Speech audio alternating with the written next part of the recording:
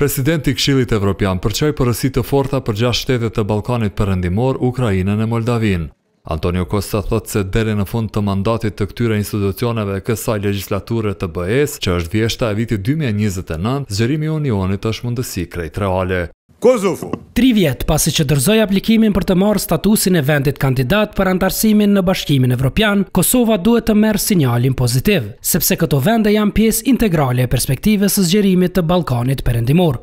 Në raportin e progresit të prezantuar të martën në Bruksel nga Komisioni Evropian, te pjesa për statusin e vendit kandidat përmendet data 15 dhjetor 2022, dita kur formalisht Kosova dorëzoi aplikimin. Këtë dokument e ka analizuar edhe grupi këshillimor i politikave për Ballkanin në Evropë. Bie pak që thotë se me raportin në fjalë s'ka arsye për fest, mes tjerash e thekson siç e quajnë ata se pluhure e ka mbuluar aplikimin e Kosovës për statusin e vendit kandidat.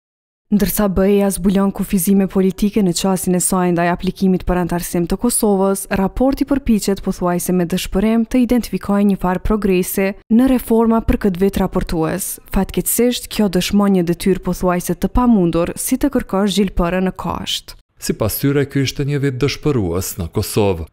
Pejsazhi politik i brendshëm nuk mund të përshkruhet vetëm me fjalën ngecje, sepse shkon shumë përtej kësaj. Për pjesën më të madhe të periudhës së mbuluar nga raporti, Kosova ishte me qeveri kujdestare që ka kompetenca të kufizuara dhe me fokus në mbijetesën politike në vend të avancimit të reformave.